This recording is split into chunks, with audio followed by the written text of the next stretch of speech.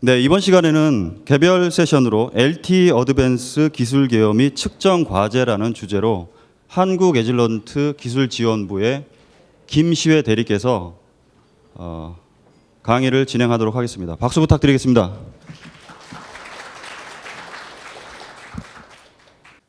예, 반갑습니다. 예, 방금 소개받은 한국에질런트의 김시회라고 합니다.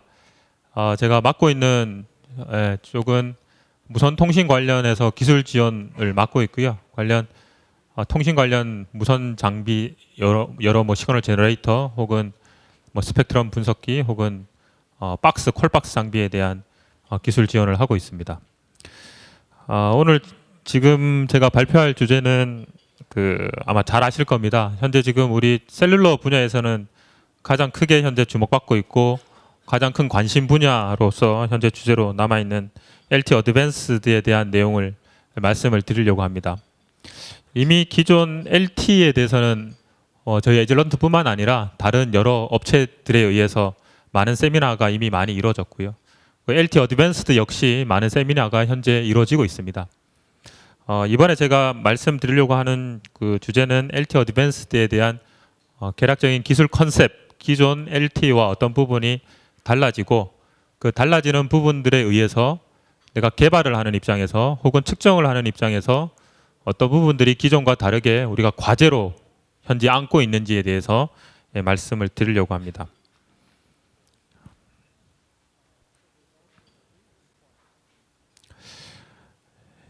예, 제가 한 1시간 정도 아마 발표가 예상됩니다. 12시 정도까지 하려고 하는데요. 1시간 정도 시간 가운데서 제가 말씀드릴 주제는 크게 3가지 주제로 나눠져 있습니다. 하나가 LTE 어드밴스에 대한 키 피처에 대해서, 아마 이 키 피처들은 아마 이렇게 오가다가 아마 많이 들어보신 그런 내용일 겁니다.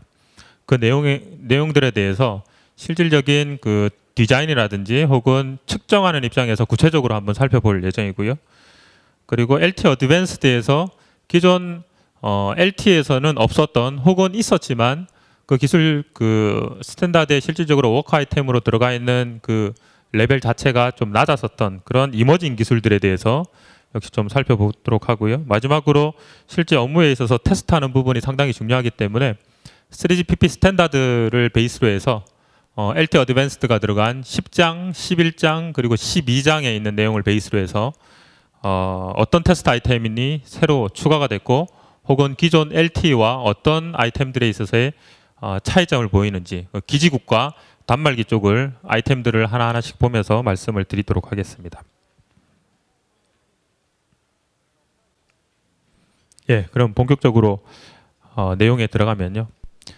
우선 LTE의 그 모티베이션하고 그 목표에 대해서 얘기를 하고 있는데요. 여기 나와 있는 슬라이드에서는 굳이 LTE가 아니더라도 우리가 일반적으로 현재 많이 기술이 새로 나오고 있는 그런 우선 이동통신에서의 기술들을 봤을 때 이거는 모든 우리 와이어리스 셀룰러 쪽에서의 이동통신에 있어서의 공통된 목표라고 생각을 할 수가 있습니다. 아까 앞서 그 마케팅 세션에서 우리 무선 통신에 있어서의 기본 발전 방향에 대해서 데이터 스루풋이라고 하는 부분, 그리고 우리가 서비스에서의 퀄리티라고 하는 부분이 상당히 많이 강조가 됐는데요. LTE에서도 역시 그 목적 자체는 동일합니다. 그러면 그 목적을 이루기 위해서 어떤 방식을 쓸 것인가를 좀 개념적인 의미에서 개략적으로 봤을 때 그 주위에 빙 이렇게 원을 두르면서 하나하나씩 그 주제가 나오는데요. 하나는 lower complexity라고 해서 LTE 자체로만 봤을 때 우리가 기지국과 단말기 사이에 서로 연동을 하는데, 혹은 단말기가 여러 기지국들 사이에서 뭐 핸드오버를 한다든지 혹은 상호 망 운영에 있어서의 단말기와의 실제 연동을 봤을 때 그 복잡성이라고 하는 게 상당히 많이 간소화되게 되는 그런 목표를 우선 가지고 있긴 합니다. 물론 LTE 단독으로만 봤을 때는 실제로 상당히 간소하다라고 얘기를 합니다. 하지만 앞서 보셨던 것처럼 뭐 헤테로지니어스 네트워크 혹은 다른 네트워크와의 이제 상호 백워드 컴패티빌리티를 위해서 그 복잡도가 상당히 높아지고 있다라고 하는 부분은 이미 잘 인지하고 계실 겁니다.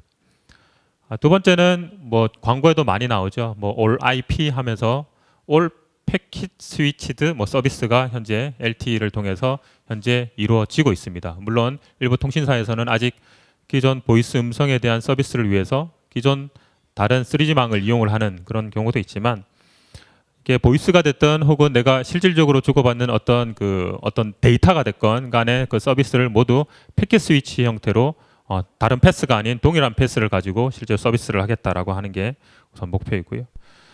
그리고 세 번째는 카펙스 오펙스라고 하는 부분. 우리가 일반적으로 사업자가 망을 운영하고 그 망을 운영을 했을 때 내가 실질적으로 그 운영을 하는 이유는 거의 뭐 이윤 추구가 거의 첫 번째 우선 목표가 되게 되겠죠. 그리고 내가 이 망을 이용을 했을 때 실질적으로 사업자 입장에서 봤을 때 얼만큼 이윤이 남게 되는지, 그리고 운영하고 유지 보수하는데 얼만큼 기존 다른 네트워크들에 비해서 저렴하게 실제 그 비용이 줄어들 수 있는지가 사업자에 있어서의 또 중요한 하나의 그 컨셉이 될 수가 있습니다. 이런 부분들이 LTE에서는 또 얼만큼 그 요구 조건들을 충족을 해주는지라고 하는 부분이 있고요. 그리고 가장 중요한 부분이기도 하죠. 스펙트럴 이피션시라고 해서 실제 주파수 사용에 있어서의 효율성을 얘기합니다. 내가 1Hz당 내가 보낼 수 있는 비트가 이제 몇 비트가 될 수냐에 따라서 실질적으로 데이터 스루풋 혹은 그 기지국 한 셀에서 커버할 수 있는 유저 캐파시티라고 하는 것이 또 결정이 되고요.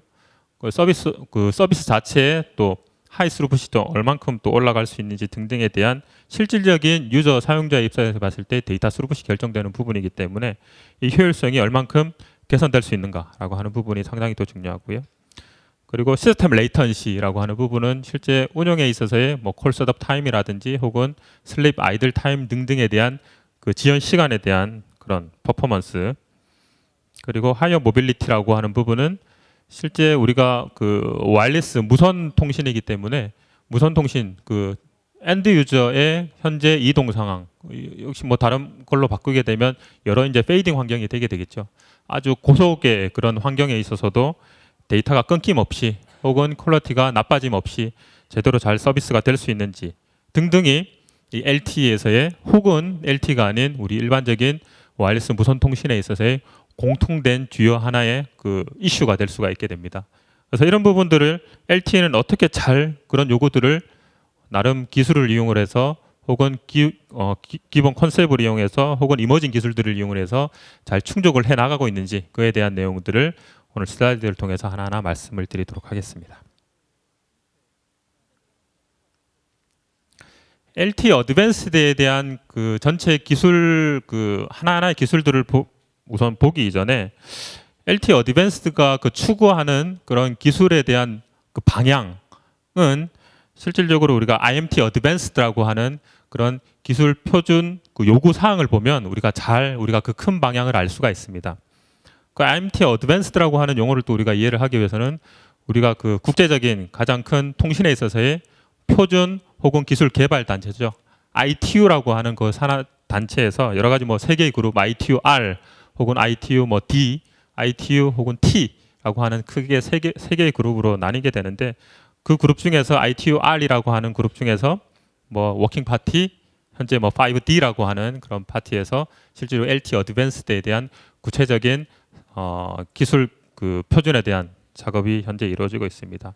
그 안에서 IMT 어드밴스드라고 하는 그런 형태 이제 프로젝트로 실질적으로 우리가 4G라고 얘기를 많이 하죠. 4G라고 하는 거는 실질적으로 기술 규격상에 나와 있는 그런 용어는 아니지만 실질적으로 우리가 마켓에서 IMT 어드밴스드에 대한 내용을 우리가 4G라고 하는 이름으로 현재 많이 사용을 하고 있습니다. 그 내용을 구체적으로 뭐 보게 되면 우리가 단순히 수치적으로 비교할 수 있는 거는 데이터 스루풋의 관점이 될 것이고요. 거기 하이 모빌리티에서는 뭐 100메가 혹은 정지했거나 혹은 로우 모빌리티에서는 뭐 1GBps 적어도 한 1GBps 이상에 대한 스루풋은 나와야 되는 기술이 바로 IMT 어드밴스드의 후보군 기술로 될 수가 있다라고 얘기를 하게 되고 그 후보군 기술 중에 하나가 바로 LTE 어드밴스드 혹은 뭐 IEEE 계열에서 보게 되면 802.11m 정도가 일반적으로 우리가 생각해 볼 수 있는 그런 기술이라고 우리가 볼 수가 있겠습니다. 뭐 IMT 2000에 대해서는 이미 뭐 잘 아시기 때문에 제가 뭐 굳이 언급을 여기서 따로 드리진 않겠습니다. 자, 그러면 LTE 어드밴스드 우리가 LTE를 봤을 때 LTE 뭐 그 약어도 잘 나타나 있지만 롱텀 에볼루션이라고 해서 아주 긴 어떤 기간을 가지고 계속 진화를 해 나간다는 거죠. 우리가 LT가 실질적으로 워크 아이템으로 스탠다드에 들어간 거는 뭐 8장부터 들어갔다는 얘기는 아마 잘 아실 겁니다. 그럼 8장, 9장, 10장, 11장, 12장으로 계속 현재 진화가 이루어지고 있는데 그 안에 LT 내용을 보게 되면 정말 그 진화의 스텝을 하나씩 하나씩 밟고 있습니다. 그에 대한 가장 큰 변화라고 얘기하는 부분이 9장에서 이제 10장으로 변경이 되는 기존 우리가 3.9G라고 얘기하는 LT에서 4G로의 LT 어드밴스드로의 변화를 얘기하는 게 가장 큰 변화를 나타내고요. 그래서 그걸 봤을 때 노란색으로 이렇게 따로 이렇게 표시가 됐다시피 LT 어드밴스드에 대한 기존 스터디 아이템에서 워크 아이템으로 이제 픽스가 된 형태가 10장부터 이제 들어가게 됩니다. 그 외에 많은 이제 이머징 기술들이 있게 되는데 그 부분들은 뒤에서 자세히 살펴보도록 하고요. 그 외에 현재 지금 뭐 11장까지는 여기 보시면 아시겠지만 테이블에 여기 제일 상위에 스테이지 3라고 해서 뭐 코어 스펙 뭐 컴플리트 해서 일반적으로 3GPP 스탠다드가 그 실질적으로 그 규정이 되는 단계는 스테이지 0부터 4까지 완전히 이제 픽스가 되는 4까지 이제 있게 되는데요. 보통 스테이지 3 정도 이제 왔다라고 하게 되면 대부분의 내부에 있는 스펙 작업이 거의 대부분 거의 완료가 된 상태라고 보시면 됩니다. 그 상태에서는 실질적으로 새로운 어떤 개념이나 피처들이 들어갈 수 없는 단계입니다. 현재 있는 그 스탠다드 피처 안에서 뭐 진화가 되든지 혹은 그 발전이 되는 그런 내용만 되는 단계이기 때문에 거의 완료된 상태라고 보시면 될 것 같고요. 그래서 릴리즈 11 같은 경우에는 작년 뭐 9월로 실질적으로 스테이지 3가 완료가 되었고 릴리즈 이제 12에 대한 뭐 주요 내용들이 현재 많은 이제 스터디 아이템들 형태로 많이 나오고 있는 그런 환경이라고 보시면 될 것 같습니다. 그러면 LT 어드밴스에 대한 우선 키 피처에 대해서 먼저 말씀을 드리도록 하죠. 이전 시간에 LT 어드밴스들을 잠깐 언급을 하면서 캐리어 어그리게이션 혹은 뭐 업링크 쪽에 인핸스된 어떤 멀티플 액세스 방식 그리고 뭐 하이 오더 마이모에 대한 대략적인 큰 주제는 아마 들어보셨을 겁니다. 또 실질적으로 뭐 캐리어 어그리게이션은 많이 들어보셨죠. 요 세 가지 주제에서 말씀을 드릴 텐데요. 캐리어 어그리게이션, 내가 캐리어를 어떻게 조합을 하겠다는 겁니다. 그 조합을 실질적으로 어떻게 하느냐에 따라서 그 조합 방식은 상당히 많이 나올 수가 있게 되고요. 우선 크게 단순히 캐리어의 그 어떤 그 중간에 스페이싱만을 기준으로 해서 크게 세 가지로 한번 나눠봤습니다.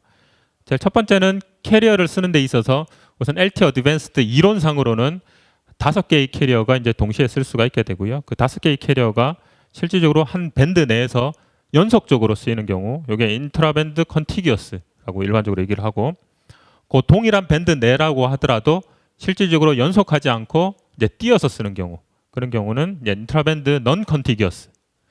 그리고 이제 밴드 안에 이제 한정되지 않고 이제 밴드를 넘어서서 만약에 한 캐리어는 뭐 800메가대역에 한 캐리어는 뭐 1.8기가대역에 어사인하는 캐리어를 넘어서서 실제적으로 어그리게이션을 실제적으로 구현을 하는 인터밴드 넌 컨티기어스라고 하는 총 3가지 형태를 일반적으로 우리가 확인을 하실 수가 있습니다. 이 3가지에 있어서 실질적으로 우리가 릴리즈 10에 있는 내용을 베이스로 해서 봤을 때 릴리즈 10에서는 현재 11도 현재 마찬가지고요. 컨티규 밴드 내에서 연속적으로 쓰이는 경우와 혹은 밴드를 뛰어넘어서서 불연속적으로 쓰는 제일 위에 있는 경우와 제일 아래에 있는 경우만 현재 스탠다드에 정의가 되어 있고 그에 대한 주파수 어사인이 현재 되어 있습니다.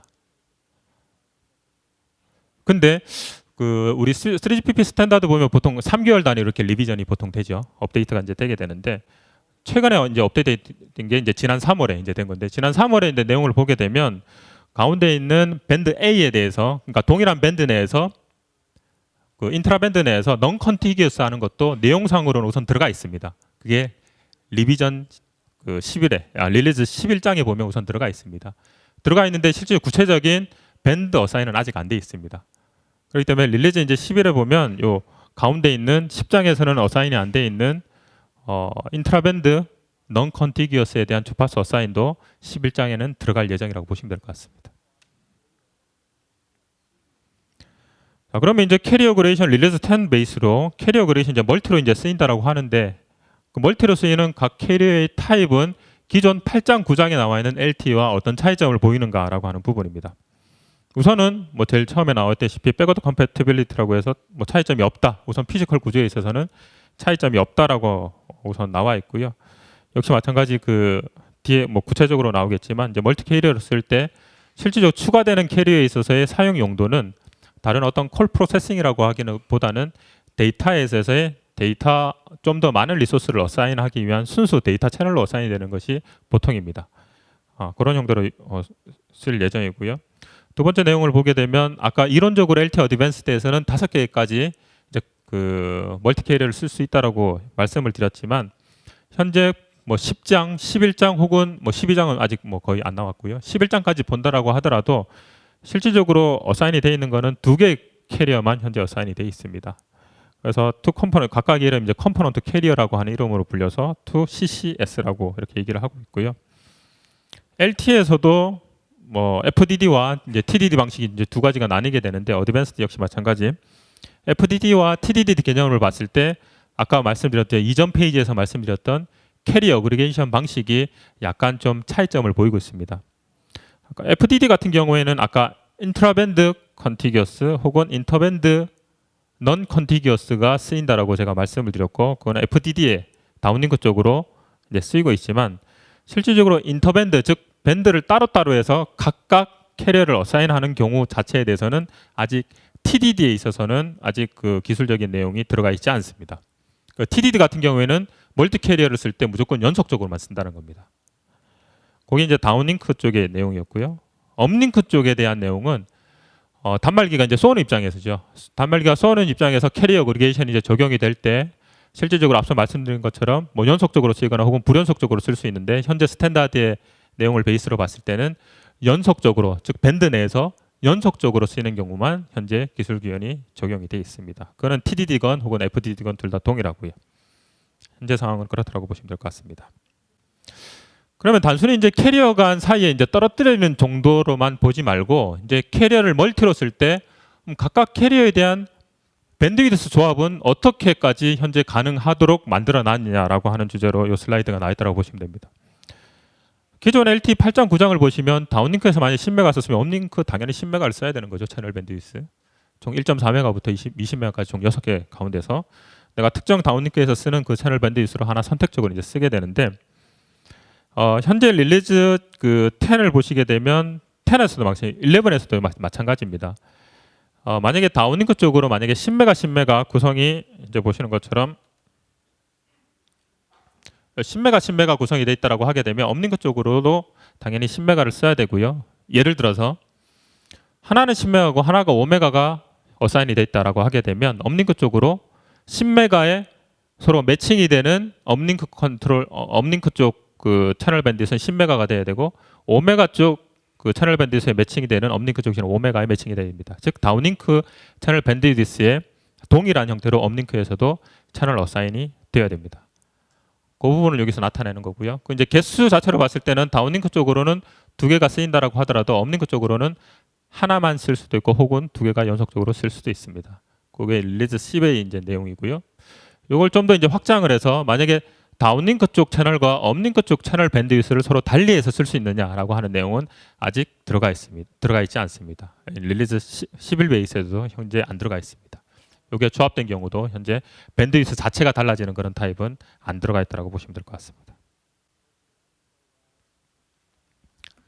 자, 그러면 이제 캐리어 어그리게이션 구체적으로 채널 몇에서 저런 캐리어 어그리게이션이 이제 적용된 밴드들이 현재 릴리즈에 이제 들어가 있느냐라고 하는 부분은 릴리즈 10 베이스로 이제 보게 되면 요 위에 있는 부분이 인트라밴드 즉 밴드 내에서 이제 연속적으로 쓰이는 경우는 크게 2가지 밴드밖에 현재 안 들어가 있고요. 그리고 인터밴드 이제 밴드를 띄어서 각각의 캐리어 하나씩 쓰는 경우에는 1번과 5번에 대해서 FDD만 이제 적용이 되는 현재 형태로 하나밖에 안 들어가 있었는데 이게 실질적으로 릴리즈 11으로 넘어오면서 상당히 저 채널 밴드위스 그 프리퀀시에 대한 할당 주파수가 많이 늘어났습니다.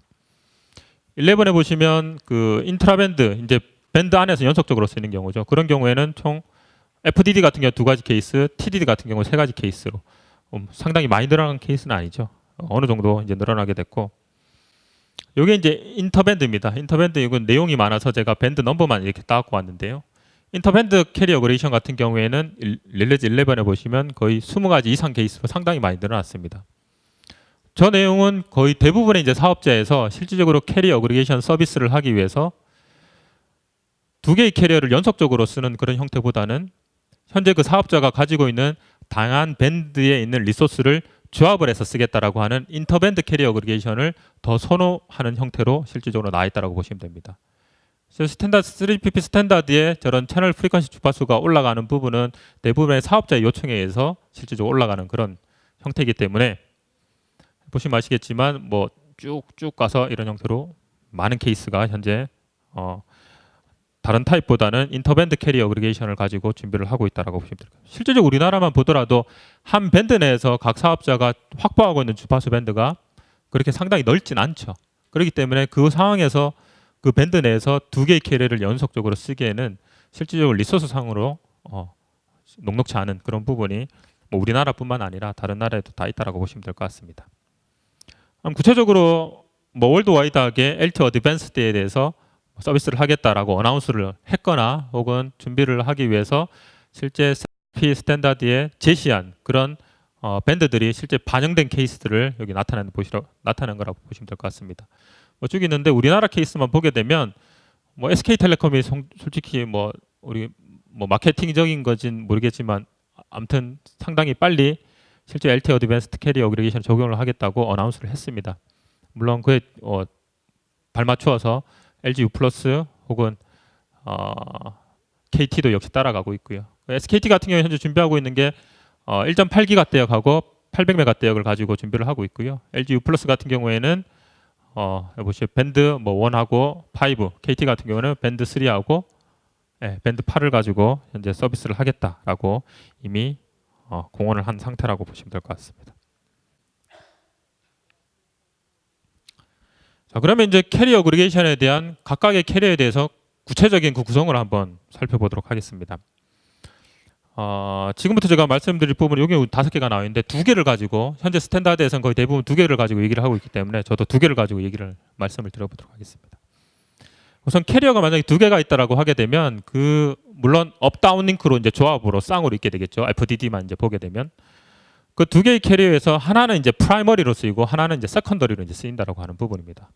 그래서 P셀, S셀이라고 하는 게 프라이머리 셀과 세컨더리 셀을 이제 약칭한 거라고 보시면 될 것 같고요. 실질적으로 프라이머리 셀이라고 하는 용도가 일반적인 우리가 콜 셋업을 하고 콜 프로세싱을 한다든지 뭐 스케줄링에 있어서의 실질적으로 그 베이스가 되는 부분이 있어서 프라이머리 셀이 실제 역할을 담당을 하게 되고요. 세컨더리 셀, 즉 추가적으로 캐리어가 추가된 캐리어들에 대해서는 나왔다시피 실제 어디셔널 레디오 리소스를 통해서 데이터 스루풋을 어떤 특정 유저에게 많이 리소스를 할당을 해주기 위해서 추가되는 리소스 자원 확보를 위해서 사용이 되는 그런 용도라고 보시면 될 것 같습니다. 그래서 그 내부적으로 실질적으로 프라이머리 셀이라고 하는 게 다운링크, 업링크 한 쌍을 얘기해서 일반적으로 프라이머리 컴포넌트 캐리어 혹은 세컨더리 셀 쪽은 세컨더리 컴포넌트 캐리어라고 얘기를 하게 되고요. 그거는 업다운링크 2개의 캐리어를 모두 지칭을 하게 됩니다. 그래서 프라이머리 이제 셀에 이제 어사인이 되어 있는 프라이머리 컴포넌트 캐리어의 업다운링크의 내부 채널 구성을 보게 되면 실제로 다운링크 쪽으로 보게 되면 PD 컨트롤 채널, 데이터 채널이 다 들어가 있고요. 업링크 쪽으로도 마찬가지 데이터 채널과 컨트롤 채널이 프라이머리 셀의 컨트롤 컴포넌트 캐리어에서는 다 들어가 있습니다. 하지만 세컨더리 물론 당연히 이건 콜 프로세싱을 위해서 당연히 이제 필요한 부분이니까요. 그리고 세컨더리 쪽에 이제 보게 되면 다운링크 쪽으로는 데이터 채널과 쉐어드 채널, 컨트롤 채널과 쉐어드 채널, 데이터 채널이 다 들어가 있는 반면에 업링크 쪽으로는 쉐어드 채널, 즉 데이터 채널만 들어가 있습니다. 컨트롤 채널은 빠져 있습니다. 실질적으로 업링크 쪽으로 컴포넌트 그 캐리어가 멀티로 쓰인다라고 하게 되면 순수 데이터 리소스에 대한 그 증가를 위해서 실제로 쓰이게 되고 만약에 PUCCH 업링크 쪽으로 컴포넌트 세컨더리 컴포넌트 캐리어에 대해서 없어지는 컨트롤 채널에 의해서 상대적으로 기존에 했던 이 컴포넌트 세컨더리 그 셀에 대한 PUCCH 기능을 상대적으로 누가 딴 놈이 어떤 놈이 해야 됩니다. 그래서 그런 것들을 위해서 실질적으로 LTE 어드밴스드에서는 어떤 PUCCH 포맷이 추가가 됐는지 뒷부분에 대해서 다시 한번 말씀을 드리도록 하겠습니다. 어쨌든 캐리어 어그리게이션에서의 그 2개의 캐리어는 하나는 프라이머리, 하나는 세컨더리로 나뉘고 내부적인 채널 구성은 이런 형태로 달라진다라고 하는 부분만 이해를 하시면 될 것 같습니다. 자, 그러면 이제 실질적으로 이런 캐리어 어그리게이션을 기술을 써서 실질적으로 우리가 그 사업자에서 네트워크망 구성을 이제 하게 될 텐데요. 네트워크망 구성에 있어서 시나리오가 총 일반적인 시나리오가 이제 5개 정도로 얘기를 하고 있습니다. 물론 이 시나리오가 그대로 뭐 적용될 거다라고 하는 그런 보증은 없지만 우리가 예상해 볼 수 있는 시나리오를 책정을 한번 해봤습니다. 지금 보시는 시나리오 1, 2, 3 정도가 일반적으로 초기 릴리즈 10 베이스의 초기 상태에 LTE 어드밴스드 캐리어 어그리게이션이 적용이 될 때 캐리어 망 구성이 이 정도 될 것이다라고 하는 부분을 예상하는 부분이고요. 첫 번째 부분은 우선 두 개의 캐리어가 동일한 셀 커버리지를 갖고 동일한 섹터 내에서 쓰이는 그런 형태 구성이 있고, 이런 형태는 세임 밴드, 아까 말씀드렸던 인트라밴드 캐리어 어그리게이션이 이용이 되는 케이스가 이런 구성이 될 거다라고 예상을 많이 하고 있고요. 시나리오 2 같은 경우에는 각각의 컴포넌트 캐리어들이 커버하는 그 영역을 달리해서, 예를 들어서 프라이머리 같은 경우는 좀 넓게, 세컨더리 같은 경우에는 기지국 근처로 이렇게 해서 기지국 근처에 있는 단말기들에 대해서 데이터 리소스를 좀 더 줘서 스루풋을 좀 증가시킬 수 있는 그런 형태 캐패빌리티로 가는 그런 형태 구성이 되어 있고요. 실질적으로 많이 일반적인 뭐 미디어라든지 혹은 셀망 예측을 하는 그런 그 논문 같은 데를 이제 보게 되면 시나리오 2에 대한 예상을 상당히 많이 하고 있습니다. 그 내부적인 뭐 기술적인 부분하고 같이 연계되는 부분이 있는데 뒷부분에서 다시 한번 말씀드리도록 하고요. 세 번째 부분은 실질적으로 각 섹터 형태로 들어가 있는 그런 안테나 존 그 자체에 대해서 주파수 자체를 서로 지그재그로 이제 만들므로 인해서 실제로 셀 커버리지 영역 자체를 이제 음역 영역 자체를 이제 상당히 많이 이제 커버해내는 그런 형태의 시나리오 구성을 이렇게 할 수도 있다라고 하는 내용을 여기서 얘기를 하고 있고요. 이런 것들이 이제 좀 더 진화된 단계에서는 이제 RRH 뭐 잘 아실 겁니다. 일반적인 기지국의 그 라디오 유닛 부분만 따로 빼내서 실질적인 뭐 어떤 특정 영역 내에서 뭐 어떤 음영 지역이라든지 혹은 뭐 중계기 자체를 뭐 대체할 수도 있고요. 그런 형태로 이용이 되는 RRH 구성을 실질적으로 그 캐리어 어그리게이션에 활용을 해서 매크로셀 영역에 있는 프라이머리 셀과 요 RRH가 커버하고 있는 요 특정 지역 스팟 지역에 있어서의 데이터 스루풋 증가를 위해서 그 부분에 있어서는 다른 주파수를 써서 실제로 데이터로 어사인을 하는 그런 형태 구성도 생각을 해볼 수가 있고요. 앞서 보셨던 그런 시나리오 4와 혹은 다른 시나리오를 통합적으로 이용을 하는 이런 형태의 케이스도 현재 많이 얘기가 되고 있습니다. 근데 초기 단계에서는 이 두 가지 시나리오 4와 5, 즉 RRH와 같이 연계된 캐리어 어그리게이션은 현재까지는 그 스탠다드 베이스로 봤을 때 11장에 나와 있는 내용이긴 한데 이 부분에 대해서는 바로 적용되지는 않은 그런 형태로 예견이 되고 있습니다.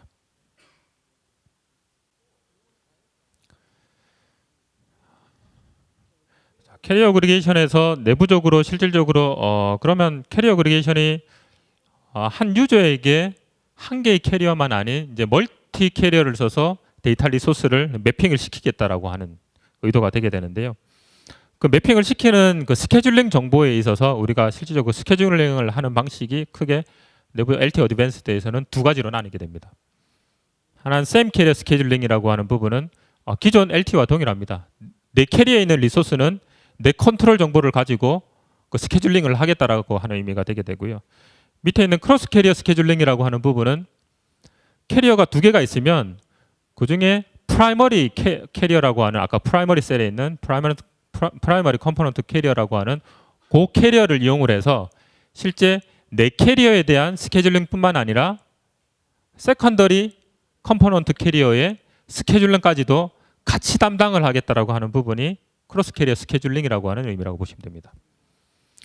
그래서 여기 위에 있는 부분이 기존 우리 LTE 8.9장에 있는 나에 대한 리소스 정보는 나에 대한 캐리어의 컨트롤 정보를 가지고 하게 되지만 크로스 캐리어 스케줄링이 만약에 적용이 된다라고 하게 되면 프라이머리 셀에 있는 컴포넌트 캐리어를 가지고 내 캐리어뿐만 아니라 세컨더리 컴포넌트 캐리어에 대한 리소스 스케줄링도 같이 하겠다라고 하는 의미가 되게 됩니다. 그러면 그거를 하기 위해서 실제로 내부적으로 필요한 프로토콜적인 요소는 어떤 것들이 있는가라고 하는 부분이 CFI라고 해서 캐리어 인디케이터 필드라고 하는 내부 메시지가 이제 추가가 됐습니다. 저 내용은 뭐냐면 실질적으로 여기서 스케줄링 되는 정보가 내 캐리어 건지 아니면 세컨더리 컴포넌트 캐리어 건지를 이제 알려주는 그런 인더케이터 역할을 하게 됩니다. 그런 필드가 이제 추가가 돼서 그걸 알려준다라고 하는 의미가 되게 됩니다.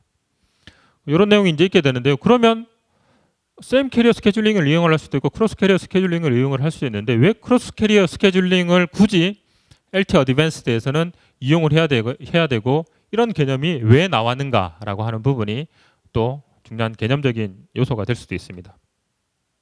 그 내용은 쉽게 하나 이그젬플만 보면 아마 쉽게 이해가 되실 것 같은데요. 우리가 LTE에서부터 물론 WCDM에서도 마찬가지입니다. LTE에서부터 실질적으로 급격하게 늘어난 부분이 헤테로지니어스 네트워크라고 하는 부분입니다. 그러니까 기존에 LTE 망이라고 하더라도 LTE 매크로망이라고 하더라도 그 매크로망 내에 여러 이종 네트워크망이 존재할 수가 있습니다. 우리가 일반적으로 많이 얘기하는 마이크로셀, 펨토셀, 혹은 피코셀이라고 하는 부분들이 대표적인 그런 예들이죠. 예를 들어서 그림에서 보시다시피 하나의 매크로 영역이 있게 되고요. 그 매크로셀에서 실질적으로 주파수를 사용하는 게 컴포넌트 캐리어 1과 2를 쓰고 있고 이 시나리오대로라면 앞서 보셨던 시나리오 2에 대한 그런 내용이라고 보시면 됩니다. 프라이머리 셀이 넓은 커버리지를 갖고 있고 세컨더리 컴포넌트 캐리어가 데이터 스루프 증대를 위해서 내부적으로 비교적 좁은 반경으로 가지고 구성이 되어 있다고 했을 때 만약에 그 매크로 영역 내부에 어떤 피코 영역이 혹은 펨토 영역이 있다라고 한번 가정을 한번 해보죠. 그 피코 영역도 역시 동일하게 매크로에서 쓰는 컴포넌트 캐리어 1과 2를 동시에 쓰고 있다라고 가정을 했을 경우에 실질적으로 이 두 가지가 서로 인터페어런스 역할을 하게 됩니다. 예를 보면 컴포넌트 캐리어 1이 피코셀에 있는 두 개의 컴포넌트 중에 컴포넌트 캐리어 1에 영향을 주게 될 것이고 역으로 피코셀 영역에 있는 어떤 그 컴포넌트 캐리어 1에 대한 영역이 매크로셀에 있는 컴포넌트 캐리어 1에 대한 영역에 또 영향을 주게 됩니다. 동일한 주파수니까요. 그럼 그런 이런 상당히 이제 증가하게 되는 이제 인터페어런스 자체를 실질적으로 이제 줄이자라고 하는 의미로 그 줄이자라고 하는 부분은 우선 데이터 영역은 제외를 해두고 데이터 영역을 우리가 일반적으로 에크네크 내부 HRQ 프로세싱을 통해서 재전송을 받을 수가 있기 때문에 어느 정도 에러 자체에 대해서 정정할 수 있는 여지가 상당히 많습니다. 하지만 콜을 유지하기 위해서 실질적으로 중요한 부분은 컨트롤 채널 부분이거든요. 컨트롤 채널이 실질적으로 재전송이 되거나 하는 부분은 실질적으로 아니기 때문에 이 컨트롤 영역의 부분에 있어서는 실질적으로 매크로셀에서 컴포넌트 캐리어 1에 어사인을 했던 컴포넌트 캐리어 영역을 그 컨트롤 채널 영역을 피코셀에서는 컴포넌트 캐리어 2에 어사인을 해버립니다.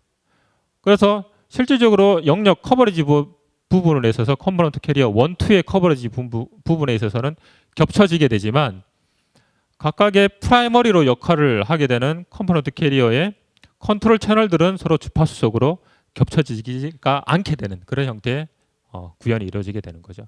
그래서 실질적으로 콜 유지에 있어서의 인터페어런스를 최소화하는 그런 형태의 기술이라고 보시면 될 것 같습니다.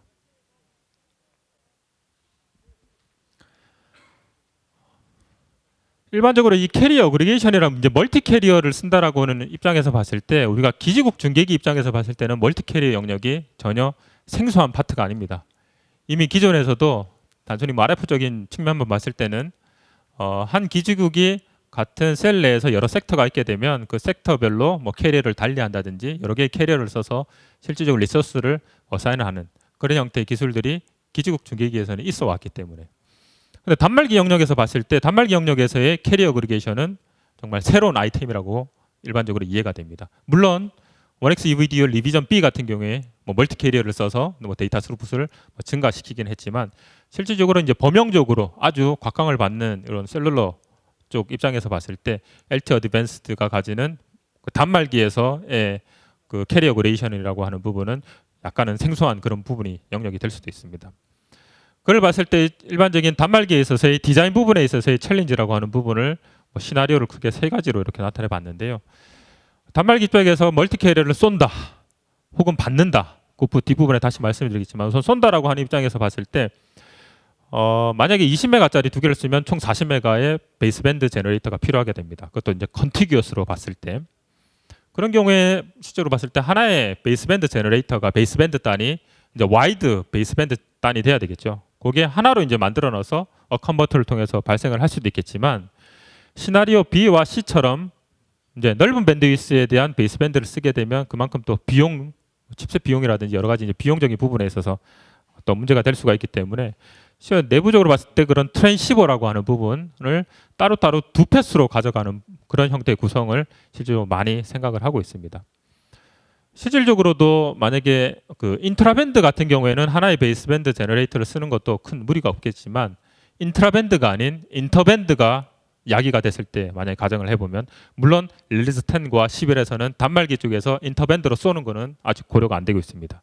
향후에 그렇게 고려가 된다라고 했을 때 주파수 영역이 만약 800메가 1기가대기라면 그걸 하나의 베이스밴드 제너레이터로 만든다라고 하는 부분이 실질적으로 물론 가능은 하겠죠. 하지만 그 비용적인 입장에서 봤을 때 좀 약간 말이 안 되는 그런 부분이 있습니다. 그런 걸 봤을 때 반드시 이렇게 트랜스미터가 이제 두 개로 이제 구현이 돼야 되고요. 시나리오 B 같은 경우에는 하나의 IF를 줘서 RF로 컨버팅을 하는 거고요. 시나리오 C 같은 경우에는 각각의 패스, 각각의 그 RF 패스를 둬서 이제 하나로 먹싱을 해서 보내는 그런 형태의 차이점이라고 보시면 될 것 같습니다. 이런 형태의 디자인이 이제 선택적으로 이제 내부적으로 들어가야 됩니다.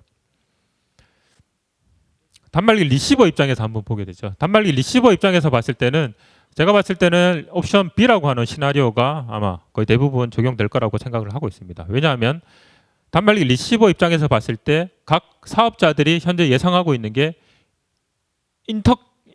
인터밴드거든요. 인터밴드 같은 경우에는 밴드가 상당히 많이 떨어져 있다고 하는 부분입니다.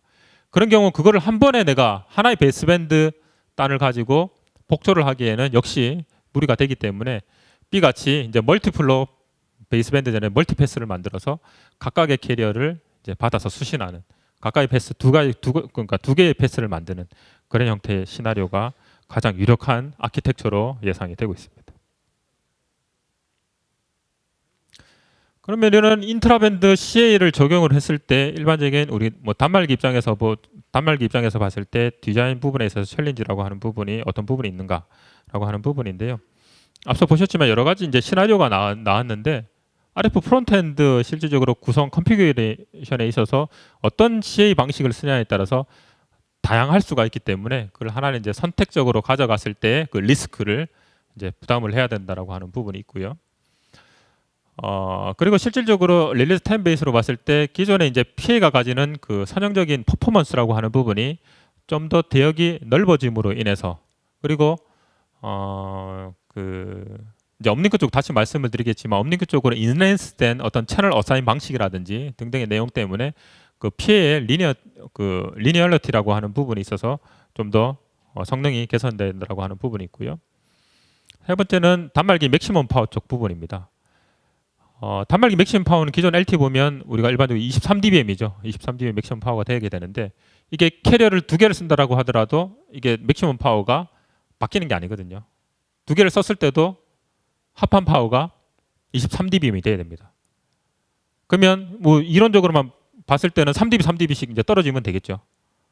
그럼 그런 환경이 됐을 때 캐리어 어그리게이션이 적용이 되고 우리가 일반적으로 그 세컨더리 캐리어라고 하는 게 그 데이터 리소스 상황에 따라서 있거나 없거나라고 하는 가변적인 그런 요소라고 생각을 했을 때 그런 파워에 대한 컨트롤 부분에 있어서의 디자인 부분에 있어서 챌린지라고 하는 부분이 또 상당히 하나의 이슈로 얘기를 하고 있습니다. 이런 부분들이 이제 실질적으로 고려가 된다고 하는 부분이고요. 인터밴드 CA를 썼을 때 뭐 단말기 입장에 봤을 때 내부적으로 쓰이는 그 구조 자체는 보시면 아시겠지만 이건 아예 뭐 한 가지 시나리오밖에 나올 수가 없습니다. 두 가지의 패스를 각각에 써서 각각의 캐리어를 이제 받게 되는 그런 형태가 되게 되고요.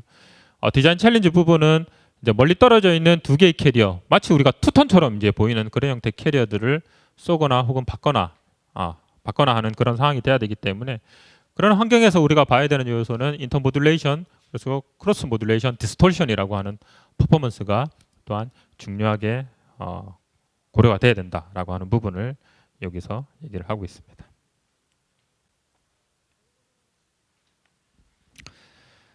그럼 실질적으로 LTE 어드밴스가 적용된 단말기를 봤을 때 내부적으로 어떤 퍼포먼스를 가지느냐라고 하는 부분을 한번 그 테이블로 보게 되면 이 스탠다드에 이제 나와 있는 내용이고요. 기존의 LTE 같은 경우에는 단말기가 카테고리 1에서 5까지 실제로 커버가 되고 있었고 거의 대부분 상용망에서 쓰는 게 지금 현재 카테고리 3 단말기가 거의 대부분이라고 보시면 됩니다. 다운링크 쪽으로 100메가, 업링크 쪽으로 이제 50메가 그런 형태고요. 내부적으로 마이모 사용하는 유즈 케이스를 보게 되면 다운링크 쪽으로 2x2 마이모를 쓰게 되고 업링크 쪽으로는 LT 쪽에서는 업링크 마이모가 현재 그 적용이 안 돼 있죠. 업링크 마이모라고 하는 게 멀티 유저 마이모라고 하는 형태로 단말기 하나에서 마이모 스트림이 있는 것이 아니라 단말기를 여러 개를 써서 이제 마이모 스트림을 만드는 그런 형태까지만 LT에서는 실제로 적용이 됐었습니다. 하지만 LT 어드밴스드에서 추가된 카테고리를 보게 되면 6장, 7장, 8장의 내용을 보게 되면 실질적으로 8x8까지 그리고 업링크 쪽으로 보면 여기 뭐 나와 있지는 않지만 4x4까지 이제 쓰는 실질적인 한 단말기가 쏘는 거는 4x4, 4 스트림까지 그걸 받는 거는 이제 8개 스트림까지 이제 받게 되는 그런 형태의 최대 카테고리 8에 대한 캐퍼빌리티를 얘기를 하고 있습니다. 이런 내용이 이제 들어감으로 인해서 이제 기가 대역의 데이터 스루풋이 나오게 되는 퍼포먼스가 이제 있게 되게 되고요. 그래서 이런 내용이 이제 그 실제 스탠다드에 나와 추가가 된 내용이고요. 아까 앞서 보셨지만 그 마케팅 자료에서 보셨지만 이런 캐리 어그리게이션을 이제 실질적으로 디자인을 통해서 이제 뭐 보드라든지 혹은 DUT를 개발을 했다라고 하게 되면 우선 분석이 이루어져야 되는데요. 항상 그 장비 개측기 입장에서 봤을 때 나오는 툴들을 보게 되면 가장 먼저 나오는 게 시뮬레이션 툴이 디자인 시뮬레이션 툴이 가장 먼저 나오고요. 에즐런트 같은 경우는 ADS라든지 혹은 뭐 시스템 뷰라고 하는 그런 형태의 시스템 툴이 가장 먼저 나오고요. 그 다음이 나오는 게 단순히 시그널 제너레이터 혹은 소스, 시그널 제너레이터 혹은 분석기의 이제 장비가 먼저 나오게 되고 가장 이제 나중에 나오는 게 어떤 기지국 에뮬레이터라고 하는 우리 콜박스 많이 얘기하죠.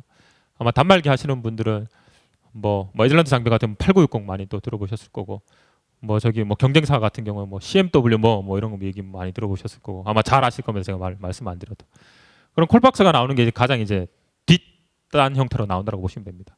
지금 현재 그 시장 마켓 추세를 이제 보게 되면 이런 지금 뭐 시뮬레이션 툴은 진작에 예전부터 나왔었고요. 이제 시그널 제너레이터 소스 형태와 이제 애널라이저 형태로 역시 마찬가지 이런 솔루션이 이미 다 나와 있습니다. 그래서 아까 보셨던 VSA 이거는 이제 스펙트럼 분석기 혹은 오실로스코프, 로직 애널라이저 등등 애널라이저 어떤 그 RF 혹은 디지털 장비든 같이 묶어서 볼 수 있는 툴이고요. 시그널 스튜디오는 소스 쪽 시그널 제너레이션하는 이거는 소스입니다. 뒷부분에서 각각의 피처에 대해서는 구체적으로 말씀을 드릴 텐데 이걸 통해서 현재 스탠다드에 적용이 되어 있는 2개의 캐리어뿐만 아니라 5개의 캐리어까지 모두 컨티규어스 혹은 non 컨티규어스, 인트라밴드 혹은 인터밴드 등등에 대한 모든 캐퍼빌리티를 다 가지고 있다라고 보시면 될 것 같습니다. 인터밴드 캐리어 어그리게이션은 실질적으로 적용이 될 경우 장비를 어떻게 쓰는 것이 레커멘드 되느냐라고 하는 부분을 잠깐 말씀을 드리자면요. 에즐런트 솔루션에서 이제 멀티로 박스로 이렇게 쓰이는 것을 레커멘드를 합니다. 물론 장비 하나를 가지고 아주 광대역 신호 그 AWG라고 하죠. 아까 뭐 와이드밴드 솔루션이 잠깐 소개가 되기도 했는데 AWG를 가지고 내가 캐리어를 만들 때 뭐 인터밴드 캐리어 어그리게이션 같은 경우 800메가 하나 만들고 뭐 1.8기가 만들기 위해서 2기가 폭을 가진 어떤 AWG를 쓸 수도 있지만 그런 경우 비용이 상당히 고가가 되게 됩니다. 물론 분석기 마찬가지. 분석기도 수기가 대역의 어떤 오실로스코프를 이용을 해서 그걸 이런 VSA 툴을 같이 이용을 하면 역시 수기가 대역에 대한 신호를 한 번에 복조를 할 수 있는 기능이 되기 때문에 분석도 가능합니다. 하지만 역시 비용이 상당히 많이 올라간다고 하는 부분이죠. 그거를 줄이기 위해서 기존에 있는 장비도 활용을 하고 혹은 그런 인터캐리어 어그리게이션에 대한 측정도 동시에 할 수 있는 부분이 장비를 시그널 제너레이터 혹은 스펙트럼 애널라이저를 멀티로 가져가는 그런 방식이 있습니다. 시그널 스튜디오가 이 2개의 박스를 컨트롤해서 인트라 혹은 인터밴드 캐리어 어그리게이션을 만들어내고요. VSA 하나의 소프트웨어를 가지고 2개의 스펙트럼 애널라이저를 그 컨트롤해서 그 2개의 신호를 각각 받은 거를 하나의 소프트웨어 툴로 분석을 해내는 그런 형태의 캐퍼빌리티가 뒤에 데모 부스에 전시를 하고 있습니다. 그리고 7109라고 하는 게 이게 이제 멀티포트 애널라이저라고 보시면 됩니다. 아까 말씀드렸지만 마이모 같은 경우에는 LT 어드밴스드 같은 경우에 8x8까지 이제 올라가게 되거든요. 그런데 8x8에 대한 측정 분석을 위해서 역시 아까 VSA라고 하는 툴을 이용을 해서 이 하드웨어 장비를 이용해서 8x8에 대한 어떤 그 마이모라든지 혹은 빔 패턴들이라든지 그런 것들에 대한 멀티 채널에 대한 측정을 가능하게 합니다. 현재 에즐런트 장비 만약에 LT용으로 쓰고 계시다라고 하게 되면 아마 뭐 양산 라인에서도 그렇고요, R&D 쪽에서도 그렇고 아마 X 시리즈 스펙트럼 애널라이저 혹은 시그널 제너레이터를 아마 가장 많이 쓰고 계실 겁니다. 그러면 그런 것들을 지금 LTE 어드밴스드에서는 내가 어떻게 활용할 수 있는가라고 하는 질문을 상당히 많이 하시는데요. LTE 어드밴스드 캐리어 어그리게이션 각각 컴포넌트 캐리어를 그냥 내가 따로따로 보겠다라고 하게 되면 현재 가지고 계신 X 시리즈, 뭐 MXA, EXA 뭐 등등 장비 그냥 그대로 쓰시면 됩니다. 안에 그 옵션 B25라고 하는 옵션만 있으면 거기에 내가 만약에 아까 인트라밴드 캐리어 어그리게이션 있었죠. 그 같은 경우에는 만약에 20메가 가장 넓은 폭인 20메가, 20메가가 쓰인다라고 하게 되면 최대 40메가까지 실제 시그널이 폭이 이제 가질 수가 있습니다. 그런 경우는 역시 마찬가지 기존 뭐 MXA, EXA 그대로 쓰시면 됩니다. 옵션으로 40메가 분석할 수 있는 옵션만 넣으면 되거든요. 그런데 이제 향후 이제 나올 거를 이제 대비를 해서 캐리어 버전 2개가 아닌 뭐 3개 혹은 4개 뭐 멀티로 간다, 뭐 5개까지 간다라고 할 경우 그만큼 100메가까지 이제 캐퍼빌리티가 이제 필요할 수가 있게 됩니다. 그런 경우 이제 에즐런트 PXA라고 하는 이제 박스형 장비가 이제 있게 되는데 그 같은 경우 160메가까지 한꺼번에 이제 복조를 해낼 수 있는 피처가 되기 때문에 이런 것들을 같이 활용을 하시면 기존에 있는 박스를 활용을 하시면서 LTE 어드밴스드를 측정을 할 수 있는 그런 형태의 용도로 쓰일 수가 있을 거라고 봅니다. 예, 다운링크에 대해서 좀 집중적으로 말씀을 드렸고요. 이번에 업링크에 대해서 좀 말씀드릴게요. 아마 단말기 쪽 하시는 분들은 아마 이 부분에 대해서 관심이 좀 많으실 겁니다. 업링크 쪽으로 LTE 어드밴스드에서는 어떤 부분이 기존과 달라졌냐라고 하는 부분이 업링크 멀티플 액세스 스킴이라고 해서 기존에 다운링크와 다르게 LTE에서는 다운링크에서는 우리가 OFDMA라고 얘기를 하고 업링크에서는 SCFDMA라고 얘기합니다. 그게 실질적으로 OFDM이 가지는 피크 투 에버리지 레이시오에 있어서의 상당히 그 크게 차이 나는 실질적으로 배터리 소모 전력이 훨씬 더 많이 되는 피크 투 에버리지 레이시오가 상당히 큰 그런 형태의 OFDM 방식보다는 SCFDMA 방식을 써서 실질적으로 그 PAPR이라고 하는 부분을 낮춰서 배터리 소모 전력을 이제 줄이는 형태로 가져가죠. 자, 그 부분에 있어서 기존 보게 되면 실제로 DFT 과정을 통해서 각각 데이터를 각 서브 캐리어에 데이터를 매핑을 시킬 때 기존에서는 매핑되는 캐리어가 순차적으로 컨티기어스하게 쭉 어사인이 됐었어야만 했었습니다. 주파수적으로 내가 어떤 주파수에 어사인을 시키고 다른 주파수에 좀 띄어서 이렇게 어사인을 시키고 서브 캐리어에 매핑을 시킬 때라고 하는 방식이 기존 LTE에서는 적용이 안 됐던 거죠. 그래서 실질적으로 업링크 쪽 시그널을 보게 되면 업링크 쪽 우리가 PUSCH를 보게 되면 항상 그냥 뭐 좁든지 넓든지 해서 그런 폭들만 이제 나타나게 됐는데 LTE 어드밴스드 같은 경우에는 그 서브 캐리어 각 매핑을 할 때 실질적으로 디스크리트하게 매핑을 하는 것이 가능하게 만듭니다. 왜 이렇게 만들어 놨느냐? 실제 주파수 사용에 있어서의 효율성이죠.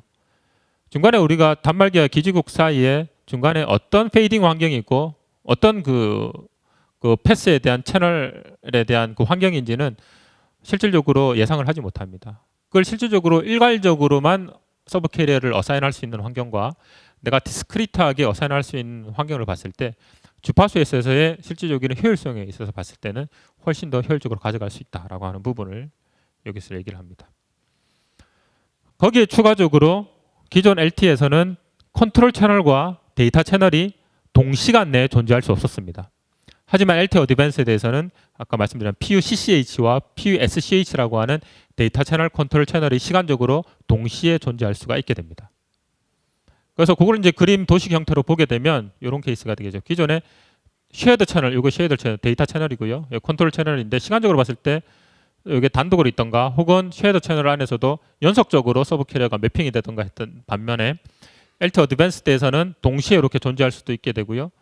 쉐어드 채널이 섹터별로 이렇게 구분이 될 수 있는 그런 형태 캐패빌리티도 가져갈 수 있게 됨으로 인해서 실제로 주파수 사용에 있어서의 효율성을 더 높일 수 있다라고 하는 부분입니다. 그럼 저런 클러스터드 말씀드렸던 그런 섹터 형태로 이제 쓰는 그런 주파수 어사인이 무조건 장점만 있느냐라고 하는 부분은 전혀 그렇지도 않다는 겁니다. 하나 요거는 이제 LTE 어드밴스드에서 업링크에서 숙제가 될 수가 있게 되는데요. 우리가 LTE 어드밴스드에서 SCFDMA를 쓴 그 첫 번째 목적이 피크 투 에버리지 레이시오 때문이라고 말씀을 드렸습니다. 근데 이 클러스터드 SCFDMA를 적용을 함으로 인해서 순수 클러스터드가 아닌 그냥 SCFDMA, 즉 연속적으로 서브 캐리어를 매핑을 하는 것보다 피크 투 에버리지 레이시오가 더 나빠지게 됩니다. 실질적으로 데이터 측정을 한 부분이고요. 실제로 이 나빠지는 부분이 순수 OFDMA를 쓰는 것보다 더 나빠지는 형태는 아닙니다. 그 정도까지 열화가 되지는 않고요.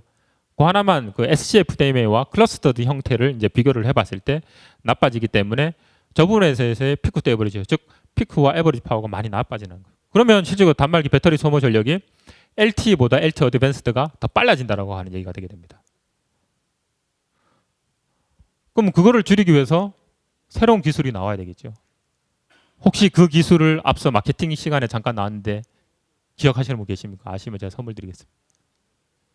예, 엔벨롭 트래킹입니다. 그래서 LTE에서는 엔벨롭 트래킹이 현재 그렇게 화제가 되고 있는 겁니다. 예.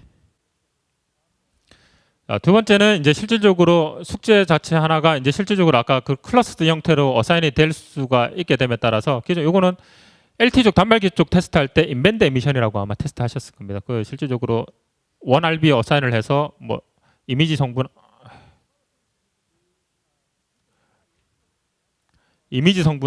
뭐 가운데 뭐 피드스루 성분하고 이런 것들 측정하는 그런 아이템이 있는데 요게 이제 기존 LTE였는데 실질적으로 클러스터 형태도 띄어서 이렇게 어사인을 할 수가 있게 되니까 그 양쪽에서 봤을 때 그 IMD 혹은 IM3 뭐 3차 하모닉, 5차 하모닉 등등이 더 실질적으로 환경이 나빠지는 그런 환경을 실질적으로 단말기 TX 쪽 입장에서 봤을 때는 나타나고 있다라고 하는 부분입니다. 그래서 이런 부분에 대해서 이제 스펙을 스펙트럼 에미션 마스크죠. 그 테스트 스펙을 좀 더 완화할 것인가 말 것인가를 지금 현재 3GPP 워킹 그룹에서 현재 논의를 하고 있는 그런 상태라고 보시면 될 것 같습니다. 여기까지 해서 쭉 제가 업링크까지 쭉 말씀을 드렸는데요. 요거를 제가 영상을 하나 좀 담았습니다.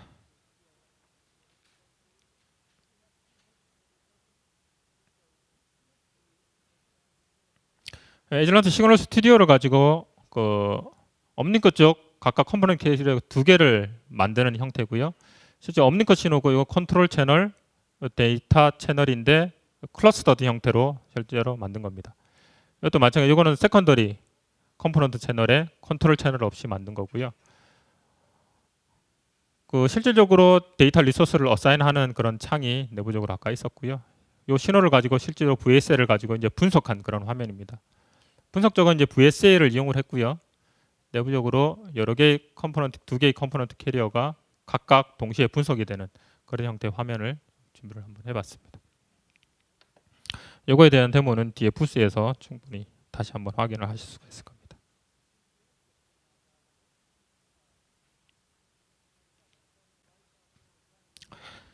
아까 업링크 쪽에 세컨더리 컴포넌트 캐리어 채널의 컴포넌트 캐리어에서는 PUCCH가 없다라고 말씀드렸습니다. PUCCH가 하는 첫 번째 목적은 실질적으로 다운링크 쪽으로 받은 데이터를 내가 에크네크를 전송하는 그 HRQ 과정에서 중요하게 이용이 되게 됩니다. 그럼 내가 세컨더리 컴포넌트 캐리어에 대한 에크네크 정보를 누군가가 올려줘야 됩니다. 그 누군가는 그럼 어떻게 해야 되는가라고 하는 부분이 프라이머리 컴포넌트 캐리어에 있는 PUCCH가 그 역할을 동시에 해냅니다. 그래서 새로 나온 포맷이 PUCCH 포맷 3 그리고 PUCCH 포맷 B라고 하는 게 나왔고요. 포맷 B 같은 경우에는 두 개 컴포넌트 캐리어가 있을 경우 에크네크를 동시에 이제 올려주는 게 4개 비트로 기존 각각의 컴포넌트 캐리어가 2개의 비트씩 돼서 2개 같은 경우에 4개. 포맷 3 같은 경우에는 10개의 비트까지 즉 5개의 컴포넌트 캐리어에 각각에 대한 에크네크 정보를 다 올려 보내줄 수 있는 그런 캐패빌리티를 여기서 가지고 있는 포맷이 적용이 되어 있습니다. 마지막 키 피처 중에 내용이 이제 마이모 부분인데요. 이제 기존에 4x4가 8x8로 기존에 그냥 싱글 형태가 이제 4x4 형태로 업링크 다운링크에서 인핸스가 됐다라고 하는 내용이고요.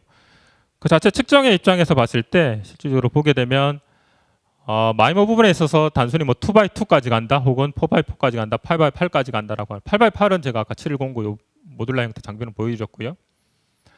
이 장비 기존에 가지고 있는 XD 스펙트럼 애널라이저를 이제 멀티로 스택으로 쌓게 되면 2x2 마이모까지 분석이 가능합니다. 그리고 오실로스코프, 에즐런트 오실로스코프를 이용을 하게 되면 오실로스코프가 이제 4채널 인풋을 보통 가지게 되죠. 그 4채널의 인풋이 각각 RF 인풋 포트로서의 역할을 하게 됩니다. 그래서 4x4 마이모 측정까지 가능하게 합니다. 그래서 기존에 있는 장비를 이용을 해서 역시 VSA라고 하는 소프트웨어 하나의 툴을 이용해서 마이모에 대한 측정도 같이 할 수 있다라고 하는 부분을 말씀드렸고요. 여기까지 해서 총 LTE에서 어드밴스에 대해서 가장 중요한 3가지 피처를 말씀드렸고 나머지 이머징 기술들입니다. 여기서 얘기하는 이머징 기술들은 실질적으로 LTE부터 아까 헤테로지니어스 네트워크라고 말씀드렸고 혹은 네트워크와 네트워크 사이에 있는 그런 음영 지역 혹은 엣지 지역에 있는 단말기에 대한 셀 그 단말기의 캐퍼빌리티 혹은 그 데이터 스루풋에 대한 그런 환경을 개선을 하기 위해서 이런 이머징 기술들이 실질적으로 많이 나왔다고 보시면 될 것 같습니다. 첫 번째 헤테로지니어스 네트워크. 하나의 매크로 셀 안의 영역에서 다양한 뭐 피코, 뭐 마이크로, 뭐 펨토 등등에 있는 여러 가지 이종 네트워크들이 있을 때 그 내에서 이 매크로와 실제로 펨토, 피코 안에 서로 인터페어런스를 줄이기 위해서 아까 앞서 말씀드렸던 크로스 캐리어 스케줄링이라고 하는 내부적인 테크닉이 하나가 있고요. 그 외에도 실질적으로 릴리즈 10에서는 EICIC라고 하는 그런 스탠다드 내용이 포함이 됐습니다. 인터셀 인터페어런스 코오퍼레이션이라고 하는 형태로 실질적으로 그 헤테로지니어스 내부 어떤 다른 다른 뭐 펨토셀망과 매크로셀망에 시간적으로 실질적으로 영역을 달리해서 피코셀 혹은 펨토셀에서 써야 될 그 데이터 전송하는 시간에서는 매크로셀에서는 스탑 중단을 해주는 그런 형태의 기술이 적용된 게 EICIC라고 하는 기술 개념이거든요.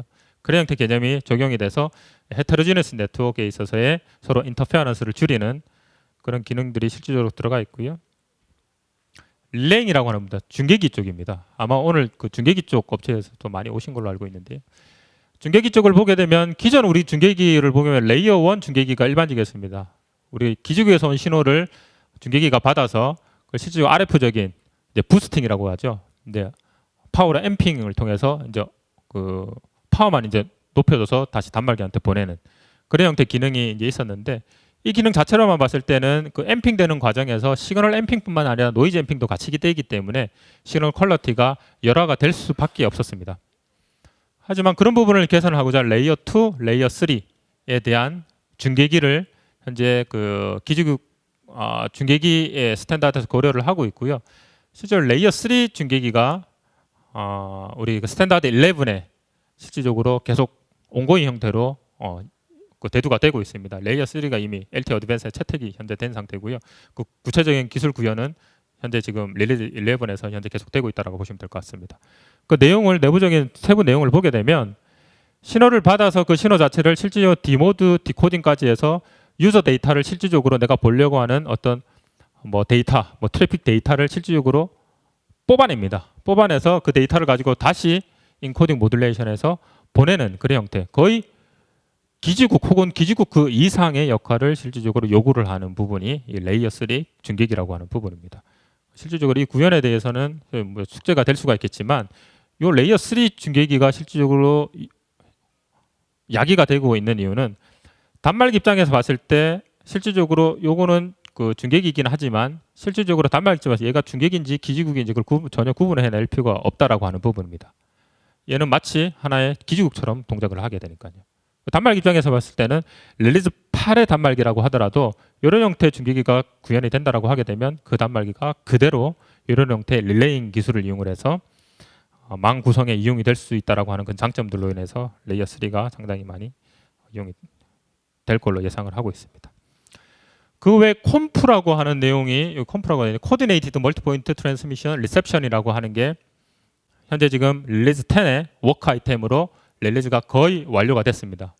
3월에 거의 대부분 스탠다드 기술 구현은 스탠드가 다 완료가 됐고요.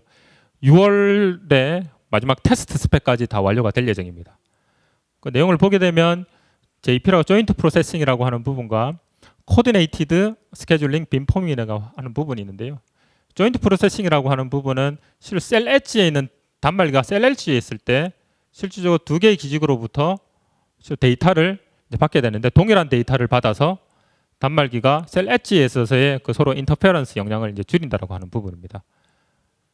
두 번째 있는 그 코디네이티드 스케줄링 빔폼이라고 하는 부분은 실질적으로 역시 마찬가지 단말기가 셀 엣지에 있을 때 그게 서로 어떤 그 특정 그 기지국에서 나오는 빔 패턴이 그 안테나 빔 패턴이 다른 기지국으로 받고 있는 다른 단말기에 영향을 주지 않도록 서로 엇갈리게 빔 패턴을 만들어서 실질적으로 서로 영향을 주지 않거나 혹은 스케줄링 자체도 그런 형태로 만들어서 서로 셀 엣지에 있는 단말기에 있어서의 어떤 캐퍼빌리티 혹은 스루풋이라고 하는 부분을 더 증대시킨 그런 형태라고 보시면 됩니다. 다운링크 쪽 개념이고요. UL 컴프, UL 캠프라고 해서 업링크 쪽 이제 컴프라고 하는 형태인데요. 그 개념 자체는 이런 개념이라고 보시면 돼요. 단말기에 어떤 데이터를 보냈을 때 특정 한 기지국으로 보낸 것이 아니라 두 개의 기지국이 동시에 그 데이터를 받아서 그 데이터를 이제 기지국과 기지국 사이에 중간에 연결되어 있는 네트워크 형태로 해서 데이터를 조합을 해서 더 잘 받겠다라고 하는 그런 형태의 개념이 된다라고 보시면 됩니다. 그게 UL 컴프의 개념이까지 해서 DL 컴프, UL 컴프가 현재 릴리즈에 반영이 되어 있다라고 하는 부분입니다. 그 SON이라고 하는 부분인데요. SON은 그 이전 LT에서도 이런 개념은 나왔었습니다. 근데 SON이라고 하는 개념이 이제 여기 뭐 약으로 나와 있다시피 셀프 옵터마이징 네트워크라고 해서 기존 개념은 셀프 컨피규레이션, 셀프 옵터마이제이션까지의 개념이었는데 LT 어드밴스드 릴레즈 이제 11 형태 그 이상에서 셀프 힐링까지 이제 실질적으로 얘기가 되고 있고요. 그 개념 자체는 우리가 펨토라고 하죠. 우리가 가정용 어떤 네트워크를 시장에서 내가 사왔을 때 내가 딱 설치를 했을 때 그 설치에서부터 옵터마이즈 최적화하는 것과 어떤 하드웨어적인 소프트웨어적인 문제가 있을 때 그에 대한 백업 복구까지 모두 다 담당을 하는 게 모두 뭐 SON의 셀프 컨피그레이션, 옵터마이제이션, 힐링이라고 보시면 됩니다. 그런 형태의 이제 소형 기지국들이 나올 예정이라고 보시면 될 것 같습니다.